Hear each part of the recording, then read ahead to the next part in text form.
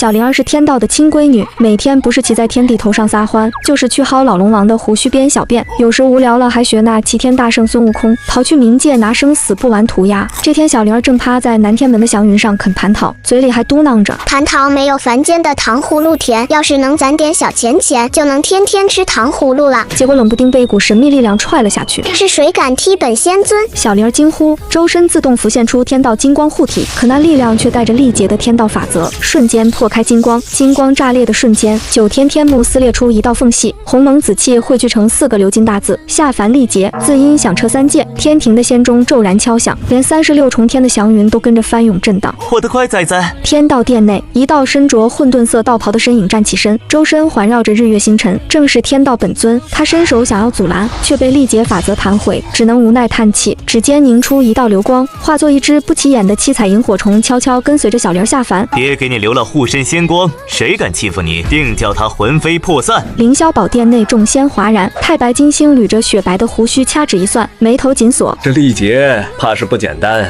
牵扯到凡间气运之争啊！南极仙翁捧着的长生果突然裂开，露出里面的仙核，竟是一个极字。天道必有，小仙尊吉人天相，只是凡间险恶，怕是要受些委屈了。急速下坠的小灵儿气得哇哇大哭，奶声奶气的怒吼震得云层翻涌。天帝，你这个大坏蛋，我讨厌你！眼看就要摔成小肉饼，一条金灿灿的巨龙破空而来，稳稳接住了他。老龙王无奈地晃了晃龙须，小仙尊，老臣送你一程吧。他一路载着小灵儿穿过层层云海，降落在凡间一座破败的小道观前。小灵儿牢记天道老爹的叮嘱，人间万般苦，皆不如没钱苦。自打扎根这山野道观，他就一门心思攒小钱钱，每天背着小背篓下山跑腿卖符采草药，到家符咒一学就会，甚至能凭着天道气息画出血符驱邪避灾。10里8乡的人都来找他帮忙，攒下的小钱钱全藏在床底下的陶罐子里，每天睡觉前都要数一遍，笑得合不拢嘴。怎料他遇人不淑，拜的师傅一肚子坏水，哄着他下山摸爬滚打赚钱，转头就卷走他所有积蓄和隔壁山头的貌美仙姑私奔了。这天小灵儿攥着一把铜板哼哧哼哧跑回道观，却只见山门紧闭，斑驳的木门上贴着一张歪歪扭扭的白纸，上面写着：小灵儿，师傅嫌野鹤去了，你照顾好自己，好生赚大钱钱。哇，石虎你个大骗子！惊天动地的哭声瞬间冲破云霄，带着撼动山岳的天道威压，震得周遭林木簌簌作响，飞鸟惊散。恰逢此时，4道挺拔的少年身影顺着盘山石阶射击而上，本就被山路折腾得气喘吁吁，又被这撕心裂肺的哭声震得耳膜生疼。4人脸色都有些不好。等他们好不容易登顶，结果还未站稳，便见眼前的道观骤然亮起一道灰暗灵光，随即轰然炸裂，砖瓦飞溅，一座100年道观竟在顷刻间沦为废墟。道观前10米处的小奶娃骤然收声，一双水汪汪的杏眼瞪得溜圆，望着眼前的废墟一脸蒙圈。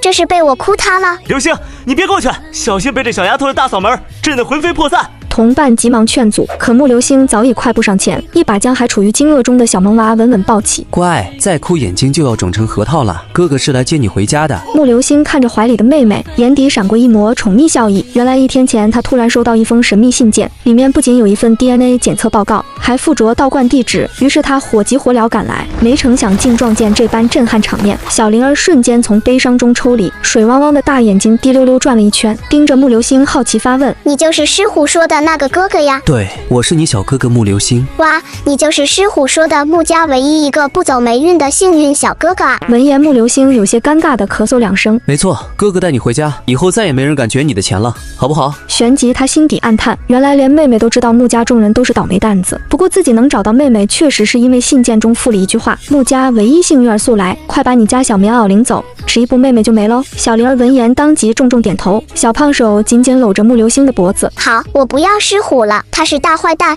卷我小钱钱，我这辈子都不原谅他了。随后木流星抱着小萌娃转身下山，身影渐渐消失在山道尽头。怎料2人刚走，道观废墟旁的古树上就跃下几道黑影，个个身着道袍，几人望着满地狼藉，皆是瞪大双眼。真塌了！小师妹这哭声也太逆天了，自带天道威压，这道观修修补补几十回，终究没扛住他这一嗓子。不行，得赶紧找跑路的师傅要钱，重修道观。另一边，木流星抱着妹妹走在颠簸的山路上，小灵儿哭累了，靠在她肩头渐渐睡去。梦里她突然闻到了熟悉的蟠桃香，睁眼一看，竟回到了天庭的瑶池边。满池的仙荷开得正盛，花瓣上滚动着仙露。远处的天道殿金光万丈，老爹正坐在殿外的蒲团上，手里拿着一根玉簪，似乎在给他做小玩意儿。爹爹，小灵儿欢快地扑过去，一头扎进天道老爹的怀里，委屈的泪水瞬间涌了出来。狮虎是大坏蛋，他卷走我的小钱钱跑了，凡间一点都不好，我想回家。天道老爹放下玉簪，轻轻拍着他的后背。我的乖崽崽，历劫哪有不辛苦的？他指尖一点，一道流光化作一枚金灿灿的聚财符，落在小灵儿掌心。这符能帮你招来小钱钱，不过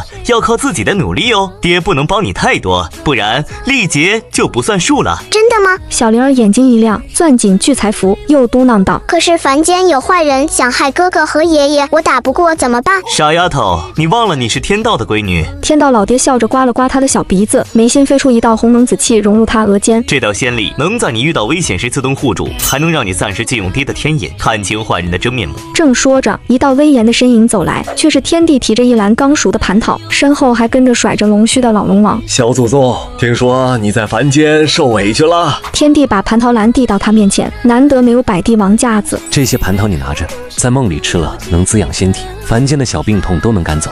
老龙王则凑过来递给他一枚龙形玉坠，这挂坠能驱邪避煞，还能召唤我的分身，遇到搞不定的妖邪，捏一下就能唤我过来。他嘴上抱怨，之前救我龙须还没找你算账，现在倒好，下凡了还得给你收拾烂摊子，可眼神里满是宠溺，又偷偷塞给他一颗碧水珠。凡间有水灾、火灾，这珠子能护你周全。小灵儿抱着蟠桃，脖子上挂着龙形挂坠，心里的委屈一扫而空。谢谢爹，谢谢天帝伯伯，谢谢龙王爷爷。他在天道老爹脸上亲了一口，又踮着脚尖给了天帝和老龙王一个大大的拥抱。等我历劫完就回来给你们编更好看的小辫。三人脸色顿时一言难尽。醒醒啦，灵儿，我们到山下了。木流星的声音在耳边响起，小灵儿猛地睁开眼，发现小哥哥抱着自己上了车。木流星看着怀里发懵的妹妹，摸了摸她软乎乎的脸蛋，越看越喜欢，心里竟萌生了把妹妹藏起来，不给家里人知道的念头。身旁的小灵儿正玩着木流星手机里的水果消消乐，突然动作一顿，小身子朝着车窗一探，她的天眼自动开启，看到车顶上空悬浮着一朵乌黑的乌云，乌云中缠绕着浓郁的煞气，隐隐有妖物的嘶吼声传来，电闪雷鸣间还能看到无数细小的黑影在蠕动。可奇怪的是，木流星他们却看不到也听不到。灵儿怎么了？没事没事，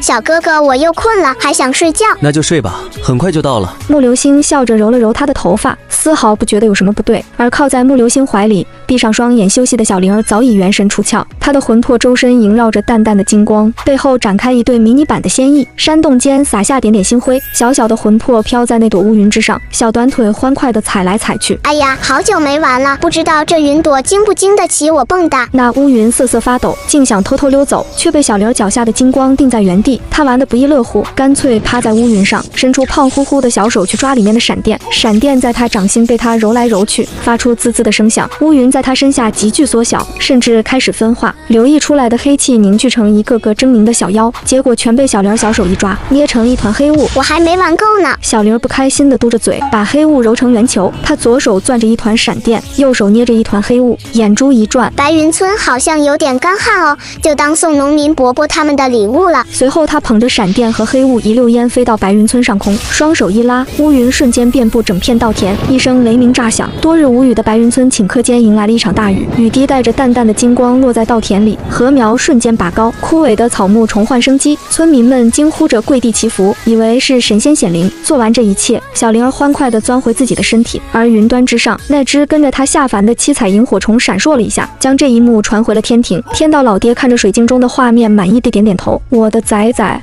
还懂得造福凡间了。与此同时，天庭的天道殿内，老龙王正对着水镜唉声叹气，小仙尊这性子到了凡间也不省心，不过这仙力倒是越来越精纯了。太白金星捋着胡须笑道，天道之女自带福泽，凡间历劫于他而言不过是一场历练罢了。目送着车辆离去，携巨款跑路的不着调师傅挥着手中的小算盘，嘴上说着不舍，转过身却乐颠颠地哼起了小曲。哎呀，现在是一身清爽一身闲啊，我的小破道观终于不怕风吹雨打洪水淹了，再也不怕三更半夜被雷劈，美滋滋呀美滋滋。回到城市后，木流星抱着妹妹柔声问道，灵儿，哥哥带你去见大哥哥好不好？小哥哥先回家好不好？灵儿想见爷爷。小灵儿晃着小短腿认真地说，哥哥运气太旺盛，好几次来夺哥哥哥气运的小乌云都被我捏碎了。刚才我算出对方拿不走小哥哥的气运，开始朝着爷爷下手了。好，听你的。木流星对妹妹的话向来言听计从。小哥哥，这个你要乖乖带着，不能弄丢了。小灵儿从兜里掏出一条七彩石手链，手链上的每一颗石子都散发着淡淡的灵光，那是天庭灵脉深处的七彩神石，被他用仙力炼化而成。他认真的给木流星戴在左手手腕上，还满意地点了点头。师虎说，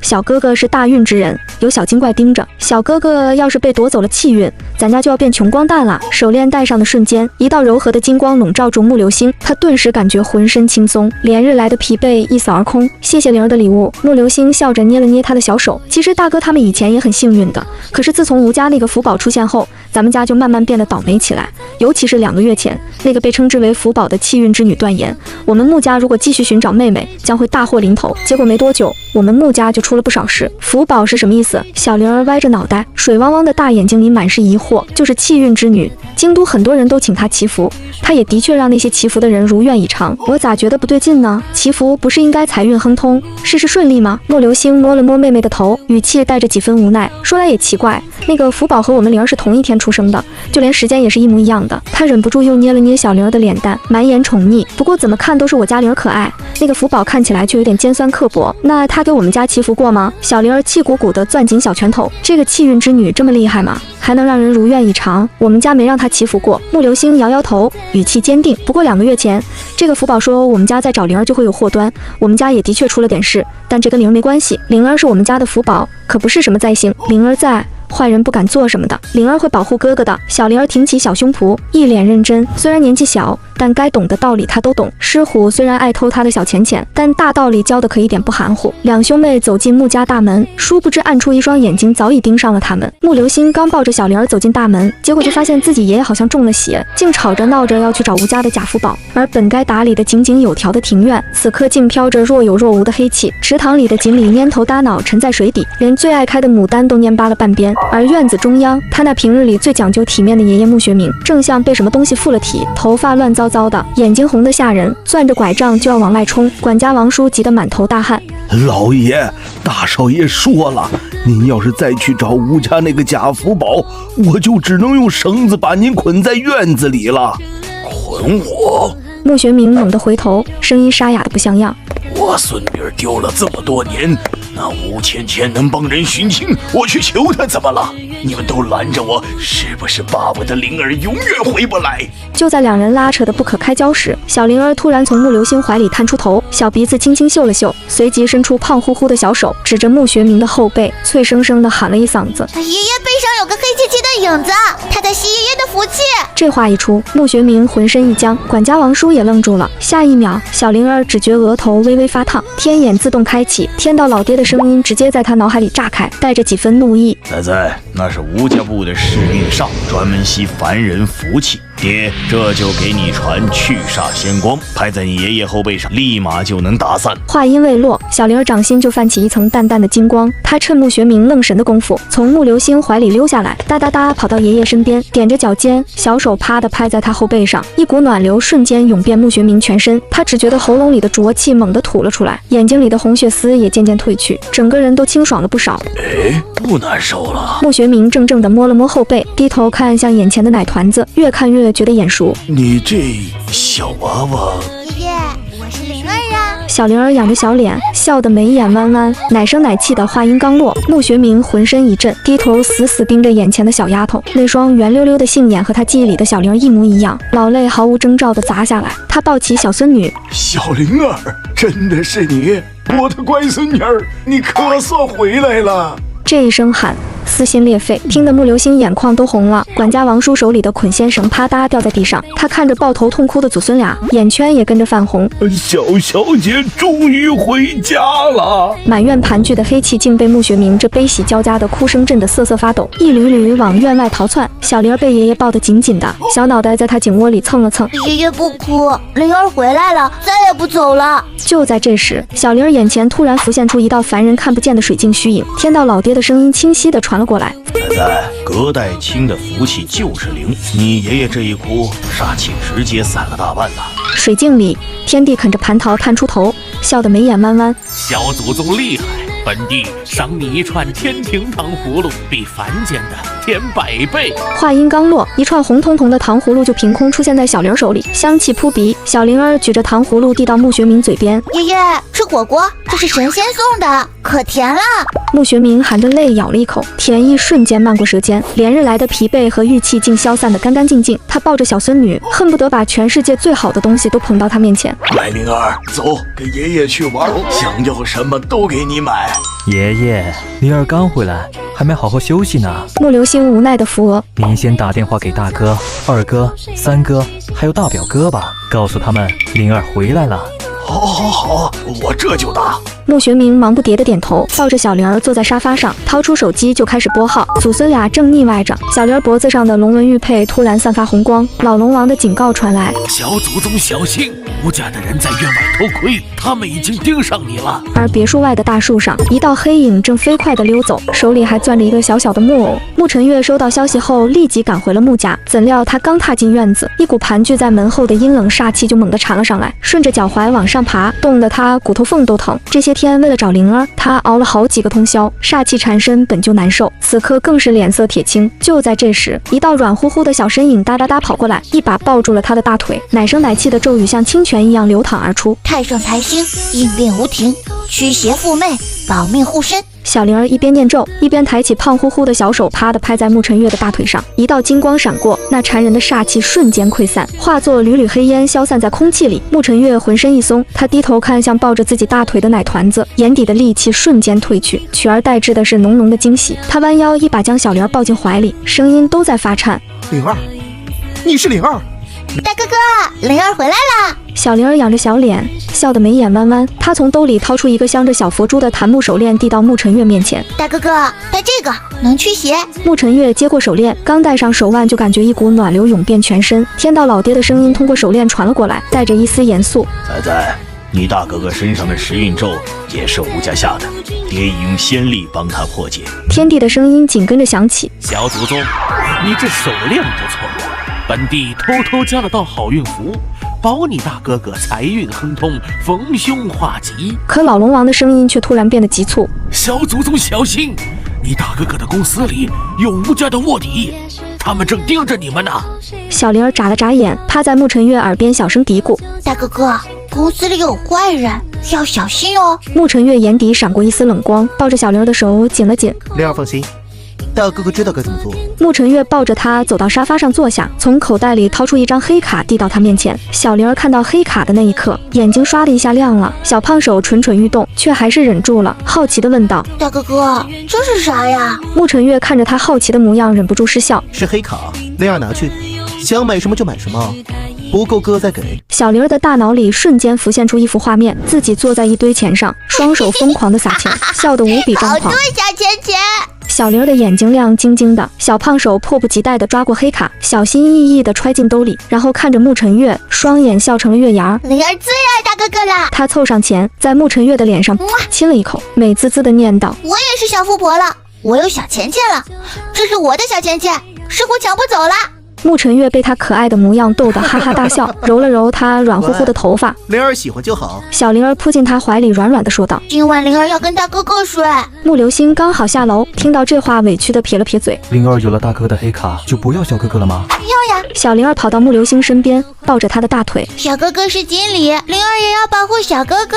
闻言，穆流星这才露出一个喜滋滋的笑容。流星，这一路上没出什么事吧？穆晨月看向弟弟，语气严肃。穆流星摇摇头：没什么大事，就是在靠近监督的时候，差点和一辆车撞了。对方是酒后驾车，我开的是二哥改装后的车，防御系数很高，没受伤。他顿了顿，沉声道：看来我们家灵儿的回归给某些人造成压力了。紧接着，穆流星脸色一变：对了，大哥，灵儿的失踪会不会跟吴家有关系？听到这话，小灵儿突然攥紧小拳头，奶声奶气的一句话，炸得穆晨月眼底杀意狂飙：是吴家害了爸爸妈妈，他们还想偷我的契约，有人谋害爸爸妈妈。小灵儿的话像一颗炸雷在客厅里炸开，穆晨月浑身一震，他死死盯着小灵儿，声音沙哑的可怕：灵儿，你说什么？小灵儿仰着小脸，声音无比坚定：是吴家。师傅说我本来不会丢的，是他们为了偷我的契约，故意害了爸爸妈妈，把把我偷走的。师傅还说了，只要我回来了，他们就会折寿。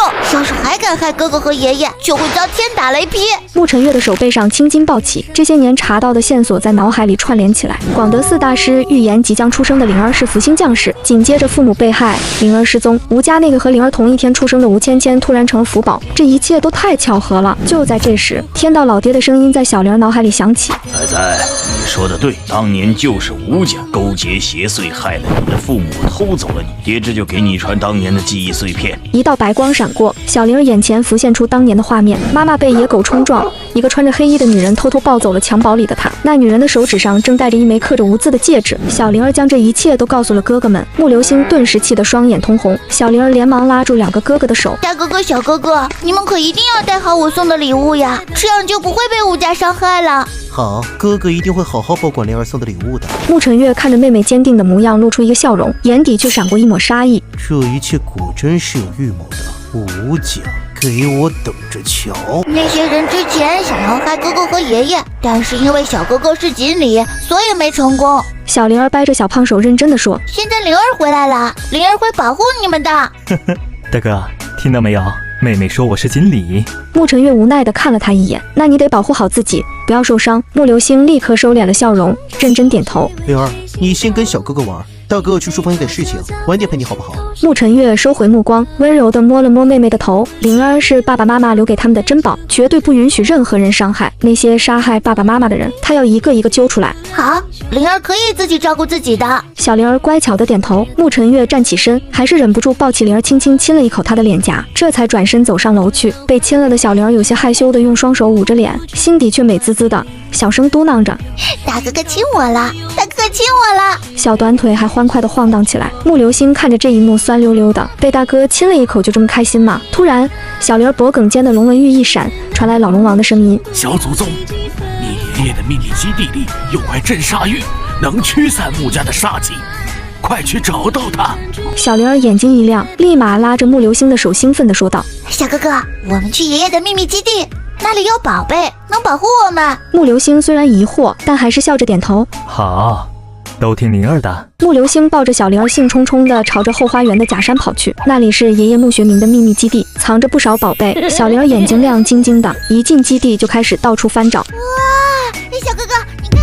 小灵儿突然指着假山下面，兴奋地喊道。穆流星走过去一看，只见一块玉佩埋在土里，散发着淡淡的红光。他伸手把玉佩挖出来，刚递给小灵儿，玉佩就发出耀眼的红光，震得满室的灰尘乱飞。基地里藏着的一些邪物瞬间被红光笼罩，发出滋滋的惨叫声，化作缕缕黑烟消散在空气里。老龙王的声音通过玉佩传了过来，带着一丝欣慰：小祖宗，这就是镇煞玉，当年我亲手炼制的，能驱散一切邪祟。而楼上的书房里，沐晨月打开保险箱，从里面拿出一份没有拆封的档案袋。他拆开档案袋，抽出一张泛黄的照片和一封信。沐晨月挑眉看着照片上的人，有他的爸爸妈妈，还有一些老熟人。他翻过照片，后面写着一行小字：违背自然，必然被自然所吞噬。沐晨月的眼底闪过一抹震惊，连忙拿起信拆开，仔仔细细地看了起来。越往下看，他的脸色越难看。看到最后，手背上的青筋暴起，他阴沉着脸将信笺放在书桌上，身体往后一靠，低笑一声，眼底满是寒意。吴家、苏家、秦家，好样的！他掏出手机，对着照片和信件拍了照，然后将东西扔进烟灰缸里烧毁。吴芊芊，就凭你也配请灵儿福宝的名号？沐晨月冷笑一声，转身走出书房，朝着楼下走去，又变回了小灵儿喜欢的那个虽冷但暖的大哥哥。另一边，吴家别墅内，坐在阵法中央的吴芊芊猛地一口血喷了出来，这已经是第7次吐血了。她小小的身子晃了晃，差点栽倒在地。怎么会这样？不应该的。她捂着胸口，满脸不解。就算穆家有穆流星庇佑，也不可能庇佑那么多人，范围那么广。他奋力支撑着身体，看着眼前摆放的人形木偶，眼底闪过一丝不甘。看来想要破解锦鲤之愿，就只能用这个办法了。吴芊芊露出一个不像小孩的邪恶笑容，她掏出一个瓶子，走到木偶前，眼底闪过一抹恶毒。我本以为你们穆家的灵儿被丢了，运势会一落千丈，更是没想到你们家还有一个锦鲤。不过没关系，现在我已经修炼了吞噬之术，很快穆流星的锦鲤之月就会成为我的。说着，他就要把瓶子里的东西倒在木偶的头顶上。住手！白莲突然冲进来，一把攥住了他的手腕。妈咪，你为什么要拦我？只要我夺取了木流星的锦鲤玉，我就是真正的福宝。吴芊芊挣扎着，声音尖锐刺耳。芊芊，现在不是时候，更何况你就算把这玩意儿弄上去，也来不及了。妈咪，你这话是什么意思？吴芊芊有些不高兴地说道。穆家的灵儿回来了，她是天道之女，气运比你强100倍，你的邪术破不了木流星的锦鲤玉，只会让你反噬而死。你是说那个真正的气运之女她回来了？吴芊芊的嗓门顿时大了起来，声音无比尖锐。你不是说她已经死在外面了吗？你在跟谁说话呢？白莲脸色一冷，吴芊芊顿时噤声，低着头不敢说话。我就是这么教你规矩的，忘记你现在的身份了。他就算回来了又如何？福宝的身份是你的。白莲看着吴芊芊憋着怒火的样子，只觉得这女儿实在愚笨，本以为是个聪明的，结果真不开窍。是我错了，妈咪。吴芊芊低下头不敢反驳，眼神中却闪过一丝怨毒。紧接着她装作慌张的样子。那接下来怎么办？我已经被反噬了7次，如果夺不走木流星的气运，3天后的祈福可能会出事。我已经给你物色好人选了，今晚好好休息。至于木流星，我会让他受伤的。不过你要记住，吞噬气运之事不可盲目，否则会出大事。他说完转身走了出去，没看见身后的女儿死死盯着他，眼神中满是杀意。白莲走后，吴芊芊猛地反锁房门，走到木桌前，轻轻敲了敲桌面，紧接着一道暗门缓缓打开，只见里面是一个巨大的祭坛，祭坛中央摆放着一个白森森的骷髅头，眼窝里闪烁着诡异的红光。为什么还不把木流星的精力之运吞噬掉？你已经浪费太多时间了。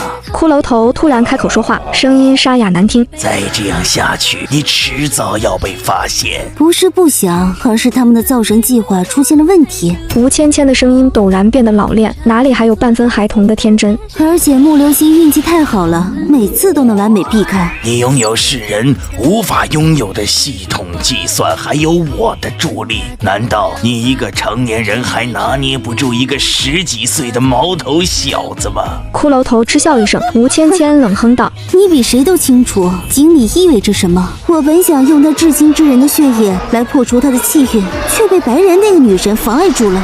非说要等他自己破损才能够完美吞噬。你的意思是想让白莲死？白莲碍事太久了，这件事情我需要你出手，我不能暴露。”他的声音里带着一丝狠厉。我来这边的任务就是要把这个世界搞崩溃，把所有的气运全部拿走。我出手有迹可循，你的系统却不会。骷髅头慢悠悠地说道。然而吴芊芊却抛出一个无法拒绝的筹码：只要白莲一死，你就有机会夺取她的身体。你认为这笔交易如何？成交。不过你要尽快对木流星下手，一旦他满了18岁，就来不及了。放心，木流星的锦鲤之运我又定了。吴芊芊眼中闪过一抹阴毒。3日之后，木流星必死。祈福大典的高台铺着猩红地毯，京都名流云集，香火缭绕中，吴芊芊被白莲牵着走上台，脸上挂着恰到好处的天真笑容，眼底却藏着阴鸷。她的目光死死盯着台下的木流星，指尖悄悄捏着一枚黑色邪符，这是她用自身精血混合邪煞之气炼制的试运符，专门针对木流星的锦鲤气运。各位长辈，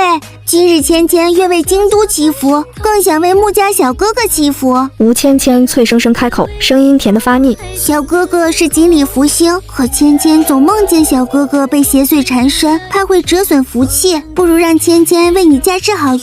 木流星挑眉，刚要拒绝，就见吴芊芊突然朝着他抛出一道黑气，黑气中裹着那枚试运符，快得让人猝不及防。小心！小灵儿早有察觉，周身天道金光瞬间暴涨，化作一道金色屏障挡在木流星身前，试运符撞在屏障上发出滋滋声响，黑色符纸瞬间燃烧，化作一缕黑烟。吴芊芊脸色微变，随即装作委屈巴巴的样子。小姐姐怎么拦着芊芊？芊芊只是想帮小哥哥呀。白莲立刻附和。是啊，灵儿小友何必如此防备？芊芊一片好心，想帮穆小公子稳固气运罢了。小灵儿跳到台上，叉着腰怒视吴芊芊：“你撒谎！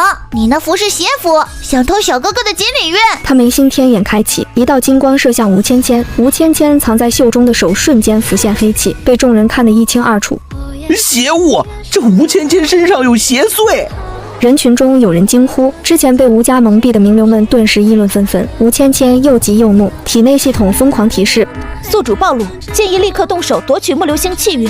他猛地催动系统，骷髅头虚影在他身后闪现，喷出一道黑色光柱，直射向木流星。小哥哥躲好！小灵儿祭出仙剑，金光斩向光柱，两道力量碰撞，冲击波将高台震得摇摇欲坠。木流星手持小灵儿给的护身符，周身金光闪烁，锦鲤气运自发流转，将散逸的邪气全部挡开。吴芊芊见状，眼底闪过疯狂，竟幻化出黑色利爪，直接朝着木流星扑去，想要强行吞噬气运。吴芊芊扑来的瞬间，利爪带着腥臭邪风，刮得空气都在扭曲。小灵儿纵身挡在木流星身前，掌心凝聚天道金光，一掌拍向他的胸口。邪术害人，休得放肆！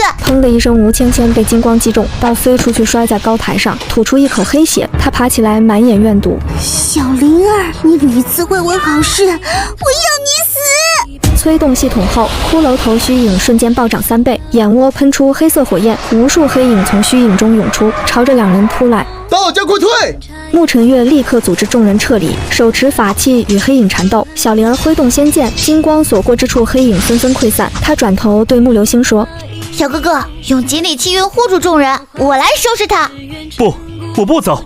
我要帮你！木流星将护身符贴在胸前，锦鲤气运爆发，化作巨大光网护住人群，周身还形成金色漩涡，将靠近的黑影尽数吸进去净化。吴芊芊看着这一幕，气得浑身发抖，从怀中掏出黑桃小瓶，拧开的瞬间，腥臭弥漫。这是噬灵毒蛾，真知祭死！我看你们怎么挡！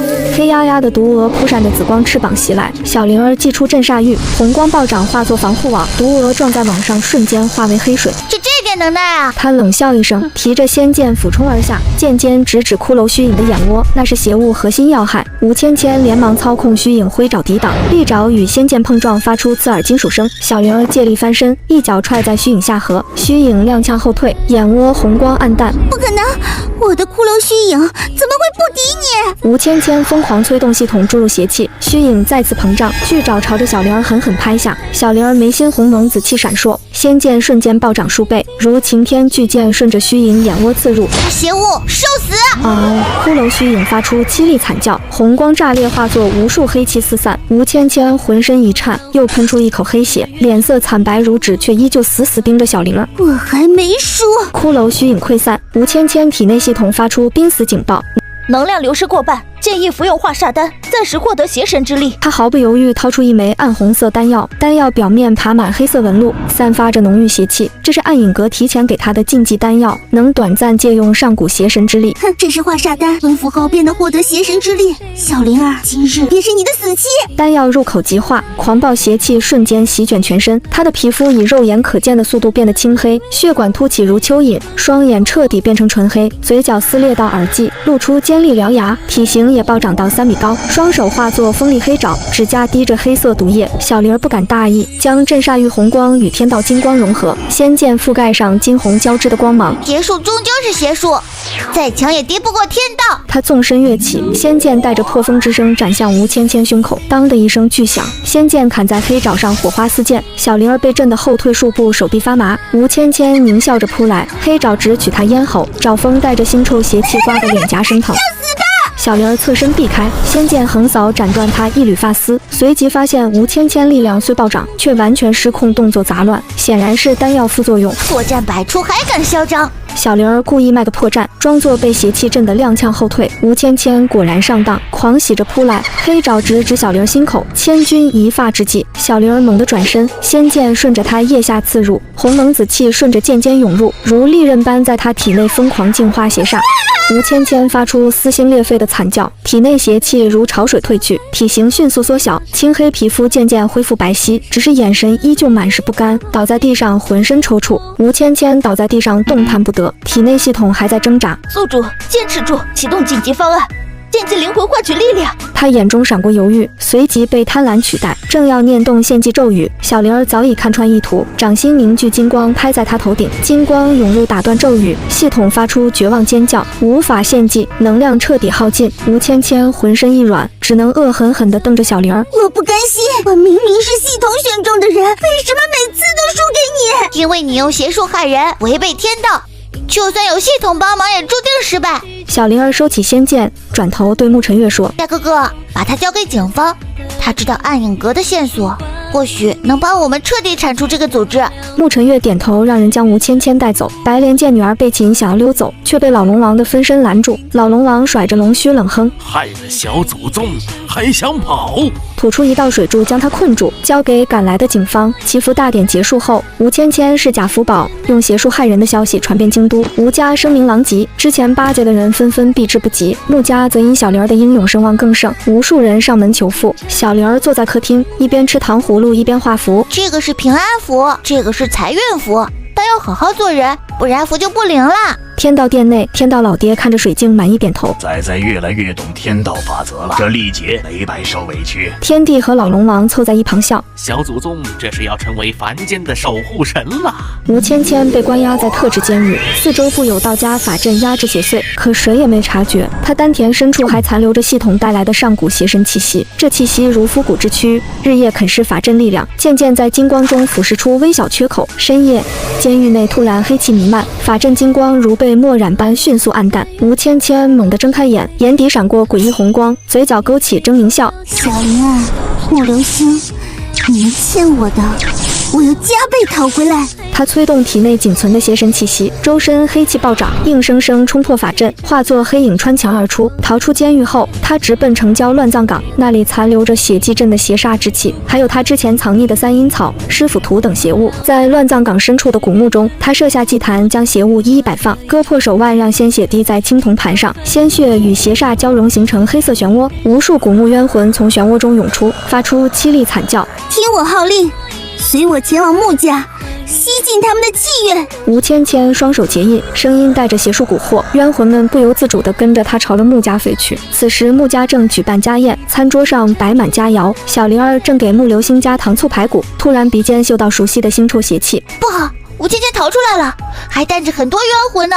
他立刻起身祭出镇煞玉，大家待在屋里，我去收拾他。穆晨月和穆流星抓起法器，灵儿，我们跟你一起去。三人冲出大门，只见夜空被黑压压的冤魂遮蔽，吴芊芊站在冤魂中央，青黑色邪气缠绕周身，模样比祈福大典时更狰狞。穆家众人，今日便让你们为我的失败陪葬。小灵儿、穆流星，今日我要让你们和穆家一同覆灭。吴芊芊嘶吼着挥手，冤魂们如潮水般朝着穆家扑来，所过之处草木枯萎，空气冷得刺骨。小灵儿将镇煞玉抛向空中，红光暴涨，化作巨大防护网，将穆家牢牢笼罩。冤魂撞在网上，瞬间被净化，化作缕缕黑烟。吴芊芊，你执迷不悟，只会自食恶果。小灵儿祭出仙剑，身后展开迷你仙翼，朝着他冲去。穆晨月和穆流星分别守住两侧，穆晨月手持法器斩杀漏网冤魂，穆流星催动锦鲤气运，金色光芒形成漩涡，将靠近的冤魂尽数吸进去净化。三人配合默契，很快斩杀大半冤魂。吴芊芊见状，眼中闪过疯狂，突然将自身精血全部逼出，融入剩余冤魂中，冤魂瞬间变得狂暴，体型暴涨数倍，獠牙外露，朝着三人扑来。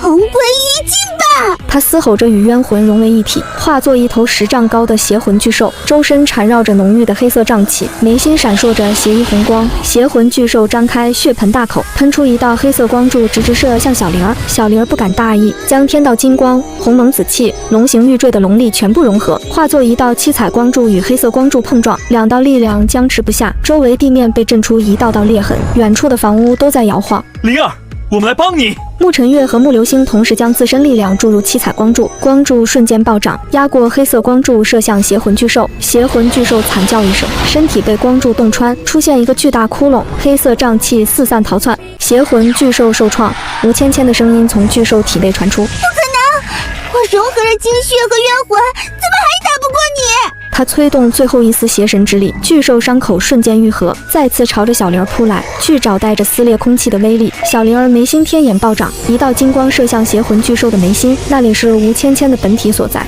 噗的一声，金光穿透巨兽眉心，吴芊芊发出凄厉惨叫，巨兽动作瞬间停滞。吴芊芊，你的邪术终究敌不过天道之力。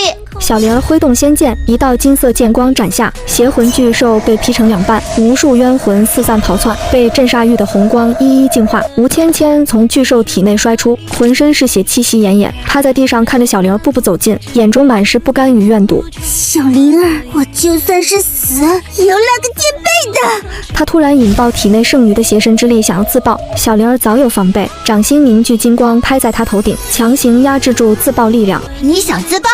没那么容易！指尖凝聚鸿蒙紫气注入他体内。我要净化你体内的邪神之力，让你为自己的所作所为付出代价。鸿蒙紫气在吴芊芊体内流转，不断净化邪神之力与邪煞之气。她惨叫连连，身体逐渐恢复正常，眼中红光褪去，只剩下无尽悔恨。我错了。我不该被系统迷惑，不该用噬运符投木流星的气运，不该炼制血迹镇残害孩童。他哽咽着瘫在地上，泪水混合血水滑落。小灵儿看着他，语气平静：知错就改是好事，但你伤害了很多人，必须接受惩罚。转头对沐晨月说：大哥哥，把他交给帽子叔叔，让法律制裁他吧。吴芊芊被再次关押，监狱布有更强的法阵，还请了道家高人坐镇。可小灵儿感应到他体内虽已无邪神之力，但系统残留的一丝印记还在。这印记连接着某个神秘空间，有更强大的存在在窥探凡间。大哥哥，吴芊芊体内有个神秘印记，可能还有幕后黑手。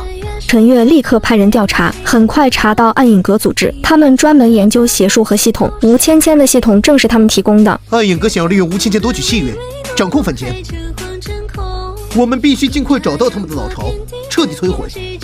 小灵儿点点头，取出吴芊芊之前的黑色戒指，注入天道金光，戒指红光闪烁，显示出暗影阁的位置。我们现在就出发。小灵儿带着沐晨月和沐流星驱车前往。古堡阴森恐怖，四周萦绕着浓郁邪气，门口站着2名被邪术改造的守卫。站住！擅闯暗影阁者死！守卫嘶吼着扑来，小灵儿挥剑斩去，金光闪过，守卫瞬间被斩杀。进入古堡后，漆黑一片，无数黑影在走廊中穿梭。小灵儿开启天眼照亮前路，一边走一边斩杀黑影。沐晨月和沐流星则负责殿后。走到古堡深处，一股与吴芊芊系统同源的浓郁邪气扑面而来。前方的大厅中，暗影阁首领正坐在王座上。天道之女，没想到你这么快就找到了这里。暗影阁首领声音沙哑，带着玩味，周身萦绕着与吴芊芊系统同源的气息。吴芊芊只是我抛出的棋子，我真正的目标是你身上的鸿蒙紫气。小灵儿握紧仙剑。你是谁？为什么要抢夺鸿蒙紫气？我是谁不重要，重要的是鸿蒙紫气能让我突破境界，成为新的天道。首领冷笑一声，挥手召来无数黑影。拿下他们！鸿蒙紫气归我，沐流星的锦鲤气运就赏给你们。黑影们疯狂扑来，小灵儿4人立刻反击。小灵儿挥动仙剑斩向黑影，沐晨月手持法器横扫四周，沐流星催动锦鲤气运净化邪气。激战中，首领突然出手，掌心凝聚一道黑色光柱射向小灵儿，小灵儿躲闪不及，被光柱击中，浑身金光暗淡到飞出去。灵儿！沐流星惊呼着想冲过去，却被黑影缠住。首领趁机朝着小灵儿冲来，想要夺取鸿蒙紫气。就在这危急时刻，小灵儿脖颈间的龙形玉坠突然爆发出耀眼蓝光，老龙王的分身瞬间出现，甩动龙须喷出一道水柱。大胆邪祟，赶上小祖宗！水柱击中首领，将他击退数步。老龙王，你也来凑热闹！首领冷哼一声，催动邪气与老龙王缠斗起来。黑色邪气与蓝色龙力碰撞，激起漫天水雾。老龙王与首领缠斗，小灵儿趁机调息，体内天道金光逐渐恢复。他起身看着激战的2人，眉心鸿蒙紫气暴涨，祭出仙剑。龙王爷爷，我们联手收拾他！老龙王点点头，喷出龙息与小灵儿的仙剑金光汇合，形成一道金色水柱射向首领。首领脸色大变，取出一面黑色盾牌挡住水柱。你们以为这样就能打败我？他怒吼着将盾牌抛向空中，盾牌化作无数黑色碎片射向众人。小灵儿挥动仙剑将碎片一一斩落，首领趁机催动全身邪气，化作一道黑色漩涡。这是吞噬漩涡，能吞噬一切力量。不好！老龙王惊呼，小灵儿立刻祭出镇煞玉和龙形玉坠，将2道力量融合，化作一道巨大的净化之力射向漩涡。净化之力与吞噬漩涡碰撞，发出震耳欲聋的声响，2道力量僵持不下。还在，爹来帮你。天道老爹的声音突然响起，一道金光从天而降，融入净化之力，净化之力瞬间暴涨，压过吞噬漩涡，射向首领。首领惨叫一声，被净化之力击中，身体开始消散。不！我不干系！最终化为灰烬，解决了首领。古堡内的黑影失去控制，被众人尽数斩杀。小灵儿走到古堡中央，发现一个巨大祭坛，上面摆放着无数邪物，正是暗影阁研究系统和邪术的核心。他催动天道金光，将祭坛和邪物全部净化，彻底摧毁了暗影阁的根基。摧毁暗影阁后，小灵儿四人回到穆家，却见穆学明神色凝重地坐在客厅。刚刚接到消息，吴芊芊在监狱里昏迷不醒，医生查不出问题，只说他体内有股神秘力量在消耗生命力。小灵儿眉心一皱，立刻跟着穆学明前往监狱。看着躺在床上昏迷的吴芊芊，他天眼开启，发现对方体内的系统印记正在快速消散，而消散的力量竟汇聚成一道微弱的灵魂虚影，那是吴芊芊的本源灵魂。他的本源灵魂之前被系统压制，现在系统印记消散，灵魂想要脱离身体。如果灵魂脱离，他就会变成植物人，永远醒不过来。穆流星皱起眉头，那我们要救他吗？他之前害了我们那么多次，他已经受到了惩罚，而且本源灵魂是无辜的，被系统和暗影阁利用了。说着，小灵儿取出灵珠，将纯阴之力缓缓注入吴芊芊体内。我帮他稳固灵魂，让他醒过来好好赎罪。半个时辰后，吴芊芊缓缓睁开眼，眼神清澈无半分之前的阴鸷。她看着小灵儿，眼中满是愧疚。小灵儿，对不起，之前是我错了，我不该被系统迷惑，不该用试运符偷小哥哥的契约，更不该害穆家。小灵儿笑了笑，知道错就好，以后好好改造，做个好人。吴芊芊醒来后，主动向警方坦白了暗影阁的所有秘密，包括他们研究系统操控他人、夺取气运的阴谋，还有隐藏在深山的残余据点。警方根据线索彻底铲除了暗影阁的余孽，京都终于恢复真正的平静。可平静日子没过多久，小灵儿突然感应到一股熟悉的邪气，与吴芊芊体内的系统印记同源，却更加强大。不好，暗影阁还有漏网之鱼，而且他们找到了更强的邪物。他脸色大变，开启天眼后发现邪气来自京都南部的深山，于是小灵儿立刻带着穆晨月和穆流星驱车前往。刚到山脚，就见山中黑气弥漫，无数鸟兽横尸遍野，景象惨不忍睹。这是尸魂瘴气，能腐蚀灵魂，看来暗影阁的余孽在炼制强大的邪物。小灵儿祭出镇煞玉，红光扩散，将瘴气挡在外面。大哥哥、小哥哥，我们快进去阻止他们！三人走进深山，越往深处瘴气越浓。突然，一道黑影从树上跃下，手持黑色长剑斩来，竟是暗影阁的二把手罗刹女。她身上的邪气比之前的首领还要浓郁。天道之女，你杀了我们首领，毁了计划，今日我要为他报仇！罗刹女嘶吼着催动邪气，长剑裹着黑气再次斩来。小灵儿不慌不忙，将红冷紫气注入仙剑，金光闪过，与黑气碰撞。罗刹女被震得后退数步，眼中满是惊讶：你的力量怎么变得这么强？邪不压正，你们的阴谋注定失败！小灵儿挥剑再次冲去，仙剑金光闪烁，招招直指罗刹女要害。罗刹女不敢大意，挥动长剑抵挡，两人在瘴气中激战起来。小灵儿的仙剑带着天道金光，每一次碰撞都能净化部分邪气，而罗刹女的力量虽强，却因强行吸收食魂瘴气变得极不稳定。你的力量是偷来的，根本掌控不住。小灵儿抓住她换气的破绽，仙剑直指她的胸口。罗刹女惨叫一声被击中，体内邪气瞬间暴走，身体开始膨胀。我就算死，也要拉你们一起陪葬！她嘶吼着想要自爆，小灵儿立刻祭出灵珠，纯阴之力化作一道封印，将她牢牢困住。砰的一声，罗刹女在封印中自爆，却被封印挡住，只产生微弱冲击波。小灵儿收起封印，松了口气，终于解决了。可就在这时，深山深处传来一阵巨响，一道黑色光柱冲天而起，食魂瘴气变得更加浓郁。不好，他们已经炼制出邪物了！小灵儿脸色大变，立刻朝着深山深处跑去。穆晨月二人紧随其后，沿途的暗影阁余孽被他们尽数斩杀。穆流星的锦鲤气运不断净化着周围的瘴气，为众人开辟出一条安全通道。深山深处，一座巨大的祭坛上摆放着一具10丈高的邪物尸体，那是暗影阁余孽用食魂瘴气和无数生灵炼制的食魂巨兽。此刻巨兽正缓缓睁开眼睛，眼中闪烁着猩红光芒，散发着比之前邪魂巨兽更恐怖的气息。成功了，噬魂巨兽苏醒了！剩余的暗影阁余孽欢呼雀跃，有了它，我们就能统治凡间，为首领报仇。小灵三人赶到，脸色凝重。这巨兽的力量太强了，比之前的邪神分身还要厉害。老龙王的声音从龙形玉坠中传来：小祖宗，用灵珠和镇煞玉合力，再借木流星的锦鲤气运辅助。小灵儿点点头，将镇煞玉、灵珠、龙形玉坠的力量全部融合，周身三色光芒暴涨，化作一道巨大的金色剑影斩向食魂巨兽。巨兽怒吼一声，挥动巨爪拍向剑影，砰的一声，剑影与巨爪碰撞，金色光芒与黑色瘴气交织，冲击波将周围的树木全部震倒。小灵儿被震得后退数步，嘴角溢出一丝鲜血。沐晨月二人立刻上前，将自身力量注入他体内，让他的气息瞬间稳定。食魂巨兽乘胜追击，喷出一道黑色瘴气，直直射向四人。小灵儿祭出防护网挡住瘴气，却被瘴气腐蚀得滋滋作响。这样下去不是办法，必须攻击他的弱点。他天眼全开，很快发现巨兽眉心有一个红色印记，那是他的核心所在。攻击他的眉心。小灵儿的剑影直指食魂巨兽的眉心，却被他的巨爪死死挡住。巨兽怒吼一声，喷出更多食魂瘴气，将四人包围起来。不好，我们被困住了！木流星惊呼，锦鲤气运形成的防护网正在被瘴气快速腐蚀。小灵儿咬牙，眉心红蒙子气全力爆发，一道金光冲破瘴气，精准击中巨兽眉心的红色印记。呼的一声，金光击中印记，食魂巨兽发出凄厉惨叫，眉心出现一道裂痕。就是现在！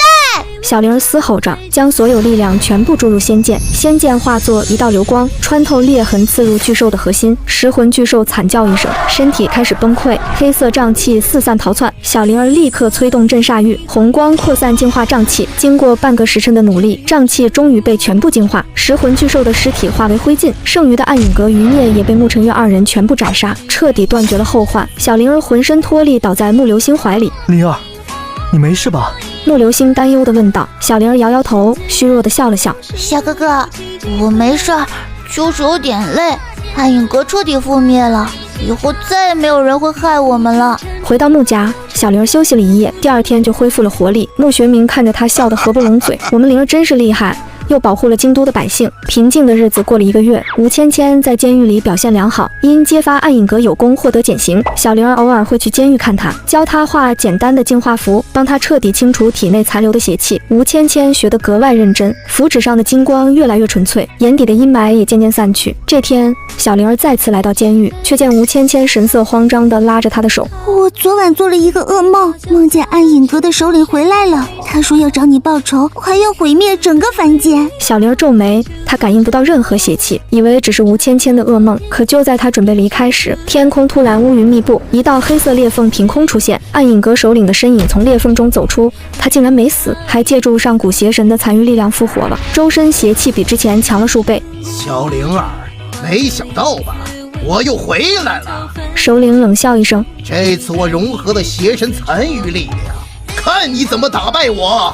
他挥手召来黑色光柱射向监狱，墙体瞬间崩塌，碎石飞溅。小灵儿立刻祭出防护网挡住光柱，拉着吴芊芊躲到一旁。你快走，出了危险！吴芊芊摇摇头，从怀中掏出一叠净化符，那是她这些日子不眠不休画的，符纸边缘还有指尖血的痕迹。我不能丢下你，之前是你救了我，教我正派法术，这次我要帮你。他将净化符尽数抛出，符纸在空中散开金光，虽不足以伤首领，却暂时阻挡了他的动作。芊芊，好样的！小灵儿趁机催动力量，祭出仙剑斩向首领。首领融合了邪神残余力量，实力大增，挥手就挡开仙剑，掌心凝聚一道黑色光球射向小灵儿。小灵儿躲闪不及被击中，浑身金光暗淡倒飞出去，嘴角溢出鲜血。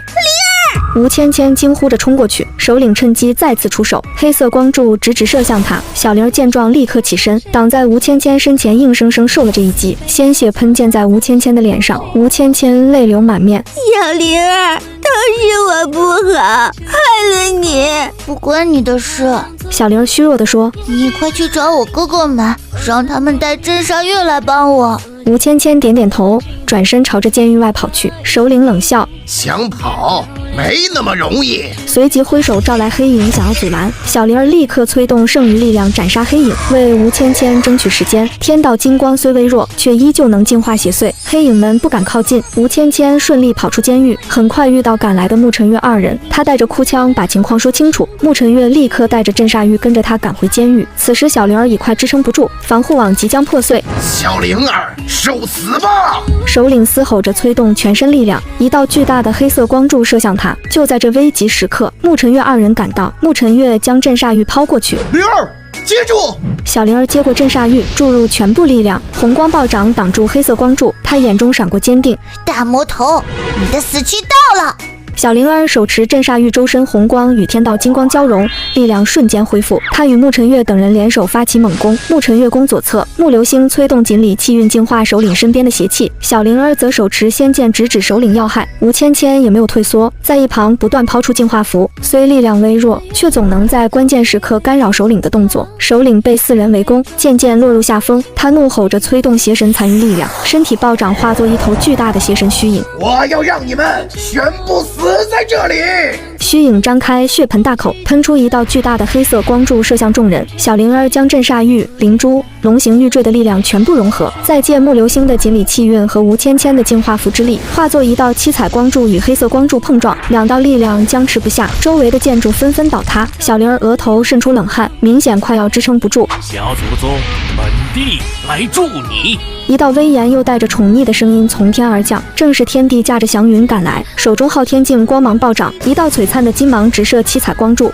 邪祟敢在凡间作乱，当本帝不存在吗？昊天镜的金芒融入七彩光柱，光柱瞬间暴涨3倍，如同一柄擎天利刃，瞬间压过黑色光柱，狠狠射向邪神虚影。虚影惨叫一声，身体被光柱洞穿，出现一个巨大窟窿，黑气疯狂外泄。首领的声音从虚影中传出，满是不甘与恐惧。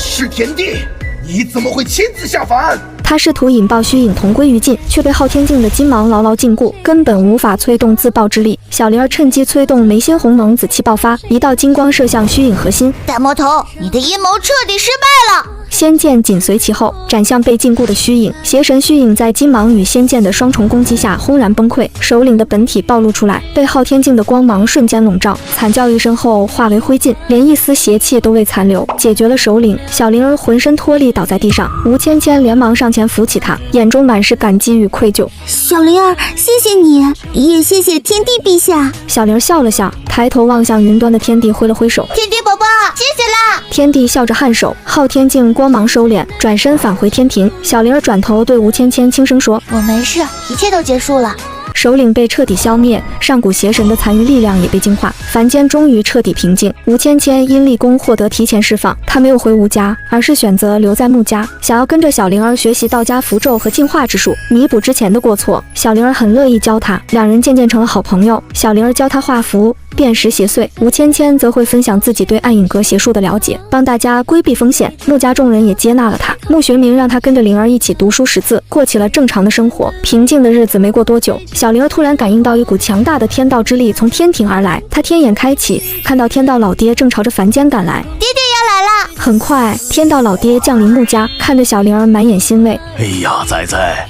你成功消灭了暗影阁和邪神残余力量，保护了凡间，历劫任务圆满完成。现在跟爹回天庭吧。小灵儿看着身边的家人，眼神满是不舍。爹，我能不能再多陪他们一段时间呀？天道老爹摇摇头，天庭还有重要的事情需要你处理，但爹可以答应你，以后你可以经常下凡来看他们。他挥手，一道金光笼罩众人。这是本尊给你们的赐福，让你们福寿安康，无灾无难。小灵儿依依不舍地拥抱了每个人。爷爷、大哥哥、小哥哥、芊芊，我会经常来看你们的。吴芊芊眼眶泛红，紧紧握着他的手。小灵儿，谢谢你原谅我，还教我法术，我会好好做人，用你教我的本事帮助百姓，不辜负你的期望。穆家几人也十分不舍地看着灵儿。灵儿，有空常回家看看，爷爷和你哥哥们会一直等着你。小灵儿不舍得点点头，转身跟着天道老爹化作一道金光朝着天庭飞去。此后，穆家因小灵儿的福泽世代昌盛，成为京都的传奇家族。吴芊芊则成为了著名的道家术士，走南闯北，用净化之术帮助被邪祟困扰的百姓，还写下驱邪纪要，将自己的经历与所学传承下去，弥补了过往的罪孽。穆流星则继承了小灵儿的意志，成为强大的守护者，守护着京都的安宁。而天庭的小灵儿成为了真正的天道继承人，她偶尔会穿着便服偷偷下凡，来到穆家和家人朋友们一起吃糖葫芦、玩游戏，延续着那段在凡间的美好时光。京都的百姓们也永远记得那个可爱的小福星，以及它带来的平安与福泽。